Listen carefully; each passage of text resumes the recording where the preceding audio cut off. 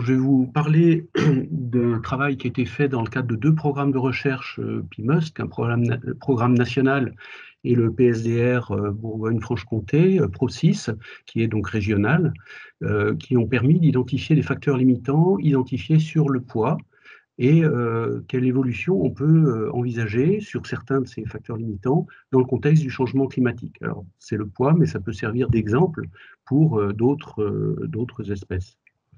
Euh, donc, on a appliqué la méthode Diag-Var-Poids sur le réseau expérimental de PIMEUS dans les années 2013-2015, donc ce qui nous faisait 131 situations, donc un beau réseau.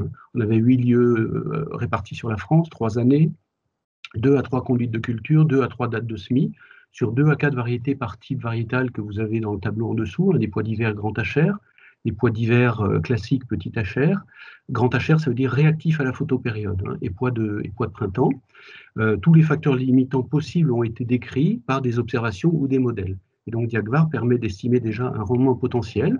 Donc on voit qu'on est autour de 80 quintaux sur les pois d'hiver grand HR, 106 quintaux en moyenne sur les pois d'hiver petit HR et 92 quintaux sur les pois de printemps, avec des variations importantes entre variétés. Le nombre de facteurs limitants qui ont été identifiés dans chaque cas, on est de 15 pour la variété Isard ici, à 21 pour Geronimo, pour Enduro. Donc un nombre important de facteurs limitants. Je passe tout de suite un peu aux résultats. Donc on a en ordonnée ici le nombre de quintaux par hectare qui sont perdus à cause des facteurs limitants quand on part du rendement potentiel. Donc ici, on est sur les pois d'hiver classiques, type petit HR. Donc on avait les variétés James, Enduro, Gangster et Isard. Et on voit que ce qui joue, il y a le manque de température et de rayonnement hivernal sur la gauche. De gauche à droite, on déroule le cycle de la culture. On a ensuite le manque de rayonnement avant floraison, et on voit que c'est très important, puisqu'on a des valeurs qui atteignent 27 quintaux de perte par hectare, et les 4 variétés sont atteintes en moyenne au-dessus de 15 quintaux par hectare. Le manque d'eau avant floraison, l'excès d'eau et le manque d'eau pendant la floraison, et puis des stress de fin de cycle, les fortes températures pendant le remplissage des graines et les maladies. Donc il y a ce facteur très important qu'on a découvert, en fait, on sous-estimait un peu ce rôle, le manque de rayonnement avant floraison. Ici, c'est la répartition des différents essais, des pertes de rendement dues au manque de rayonnement sur les différents essais. On voit que tous les essais sont impactés par le manque de rayonnement avant floraison, et avec des pertes de rendement qui peuvent atteindre donc 27 quintaux par hectare. On voit par exemple que l'ouest de la France a été plus touché par des manques de rayonnement dans le cadre de ce réseau expérimental. Ici, ce sont pour les pois de printemps. Alors là, on a des stress de début de cycle, le manque de rayonnement précoce, le manque d'eau avant floraison, les carences en azote, et je vais y revenir, c'est aussi quelque chose qu'on a découvert, du moins l'importance de ce facteur limitant, le manque d'eau pendant la floraison, et les fortes températures à floraison et pendant le remplissage des graines, donc qui jouent de façon importante sur le pois de printemps. Et puis on a aussi les maladies et ravageurs qui globalement n'impactent pas tous les pois de printemps, mais qui peuvent avoir des effets très importants. Ici, on a des pertes qui dépassent 30 quintaux par hectare dans une situation. Et donc je reviens au manque d'azote. Ici, on constate que 50% des situations sont concernées par une carence en azote au stade début floraison, alors que le pois est une espèce fixatrice d'azote. Et alors, certains sont faiblement affectés, mais d'autres montrent des pertes qui peuvent atteindre 16 quintaux par hectare. Et en cause, donc on a la sécheresse au semis, qui empêche la nodulation de se faire correctement, l'excès d'eau, c'est le cas des situations les plus touchées ici sur la gauche, mais également les cytones. On avait des comparaisons traitées, non traitées, insecticides, où on voyait l'effet du traitement insecticide sur la carence en azote. Alors là, c'est une représentation du cycle des différents types de pois et des facteurs limitants climatiques qui peuvent les impacter. On a les pois de printemps en haut, les pois d'hiver classiques au milieu, et les pois d'hiver grand HR réactifs à la photopériode en bas. Donc on voit que les pois de printemps, pois d'hiver grand HR sont impactés par les stress hydriques et thermiques de fin de cycle, puisqu'ils ont un cycle qui est plus tardif que celui des pois d'hiver classiques.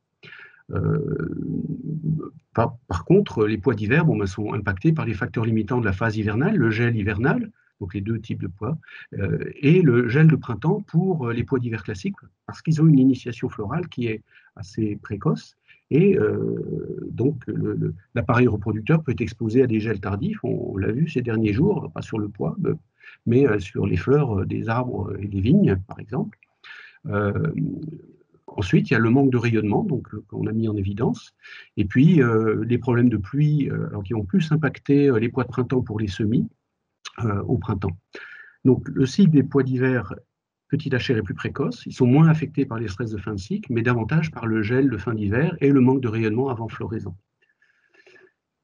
Alors, ici, c'est l'évolution de ces facteurs. Ici, donc, on est sur la Bourgogne-Franche-Comté, c'est dans le cadre de PRO6, du PSDR PRO6 qu'on a fait ça. Donc, ici, on a plusieurs scénarios de réchauffement climatique, vous connaissez sûrement, et on a pris le scénario le moins vertueux, ce qu'on appelle le 8.5, hein, qui correspond à une augmentation des températures à échéance 2100 d'environ 4 à 5 degrés en moyenne sur l'année. Et là, on a la cartographie donc, de l'évolution par maille, une maille de 8 km sur 8 km sur la région Bourgogne-Franche-Comté, des températures telles qu'on peut l'envisager dans le cadre de ce réchauffement climatique. Et ici, on a l'évolution des précipitations qui ne montre pas d'évolution en termes de cumul annuel, mais un changement de répartition dans le cycle annuel, avec plus de pluie en automne et hiver, ici, mais moins de pluie en fin de printemps et été. Donc une aggravation, a priori, des stress hydriques de fin de printemps et été. Deux applications aussi de ce travail sur l'évolution du climat, c'est d'abord l'avancée des cycles. Là, c'est l'évolution de la date de floraison du pois dans le contexte du réchauffement climatique entre la période historique 80-2005 et le futur lointain 2050-2100. Et on voit que pour les pois d'hiver de type ISAR, on aurait une avancée du stade début floraison d'environ 15 jours d'ici à la deuxième moitié du 21e siècle, avec les mêmes dates de semis qu'actuellement. Dans la région, on est sur la fin octobre. En pois de printemps, l'évolution est beaucoup moins nette, parce qu'il n'y a pas toute la phase hivernale qui crée la différence. Et ici, c'est un travail un peu plus spécifique sur le gel hivernal qui a été réalisé sur la région. Donc on a appliqué un modèle d'estimation des dégâts de gel sur les données climatiques qui sont projetées en Bourgogne-Franche-Comté, toujours sur cette maille de 8 km par 8 km.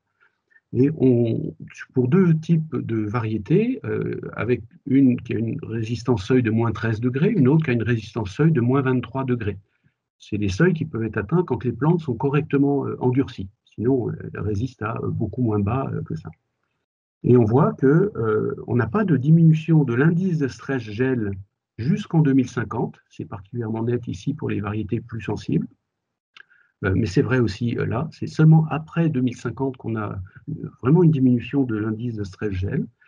Et ça s'explique par le fait que les plantes, pour résister au gel, doivent s'endurcir. Donc il faut des températures basses. Si les températures s'élèvent, elles ne peuvent pas s'endurcir et le moindre coup de gel peut entraîner des dégâts. Donc c'est ce qu'on va sans doute observer jusqu'à 2050. Donc il faut toujours privilégier des variétés à seuil de résistance élevé et endurcissement rapide. En conclusion, on a des impacts directs du changement climatique. D'abord, l'aggravation des stress de fin de cycle. On n'a pas de diminution du stress gel hivernal avant 2050. Une aggravation de l'impact des ravageurs qui est liée à l'élévation des températures. J'en ai pas parlé, mais on sait, on connaît ce phénomène. Et puis l'avancée des stades clés de développement que je viens de vous présenter. Une conséquence de l'avancée des cycles, c'est qu'on a une augmentation du risque de gel sur appareils reproducteurs des pois d'hiver, donc gel de printemps, sur les pois d'hiver classiques, hein, dont l'initiation florale sera avancée, donc trop précoce. Et puis une aggravation du manque de rayonnement, car les périodes sensibles vont être avancées. Quelles adaptations on a par rapport à ces évolutions? D'abord, préférer les pois d'hiver aux pois de printemps, parce qu'on a vu, ils ont un potentiel de rendement qui est supérieur, et ils permettent d'échapper au stress de fin de cycle, qui vont s'aggraver. Utiliser des variétés résistantes au gel et endurcissement rapide, donc ça c'est pour la phase hivernale. Une solution par rapport à l'avancée du cycle, c'est de retarder les semis à l'automne, mais on risque de tomber pour semer dans des périodes défavorables. Une autre solution, c'est d'utiliser des pois d'hiver réactifs à la photopériode qui attendent une durée du jour suffisante pour réaliser leur initiation florale. Alors, de telles variétés existent, on a déjà bien progressé, mais il est encore nécessaire de travailler leur précocité, puisque, à nouveau, on va être décalé sur des fins de cycle avec des stress de fin de cycle. Voilà, merci de votre attention.